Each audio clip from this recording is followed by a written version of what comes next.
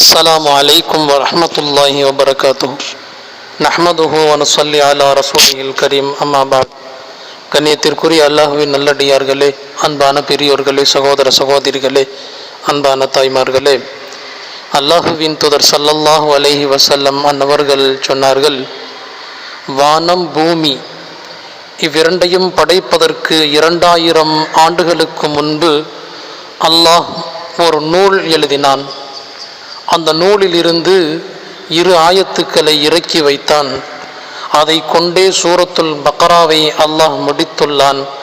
எந்த வீட்டில் அவ்விரு ஆயத்துக்கள் 3 இரவுகள் தொடர்ந்து ஓதப்படுமோ அந்த வீட்டை ஷைத்தான் நெருங்கவும் மாட்டான் என்று கூறினார்கள். இந்த ஹதீஸை ஹஸரத் நுஅமான் இப்னு பஷீர் ரலியல்லாஹு அன்ஹு அன்னவர்கள் அறிவிக்கிறார்கள். இந்த ஹதீஸ் திருமதி என்ற கிதாபிலே பதிவு செய்யப்பட்டிருக்கிறது.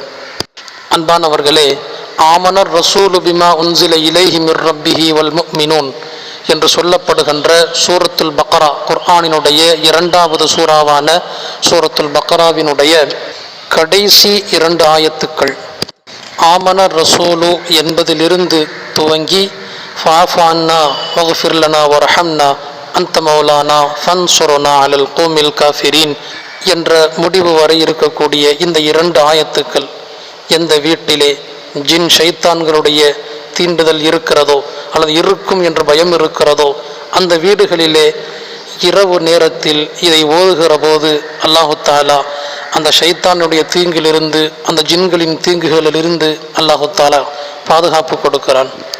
அந்த மோசமான கண்களுக்கு தெரியாத இவைகளின் சேட்டைகளை விட்டும் தீண்டுதல்களை விட்டும் அல்லாஹு தாலா அந்த குடும்பத்தார்களை பாதுகாக்கிறான் என்று கண்மணி நாயகம் ஸல்லல்லாஹு அலைஹி வஸல்லம் அவர்கள் சுட்டி காட்டுகிறார்கள்.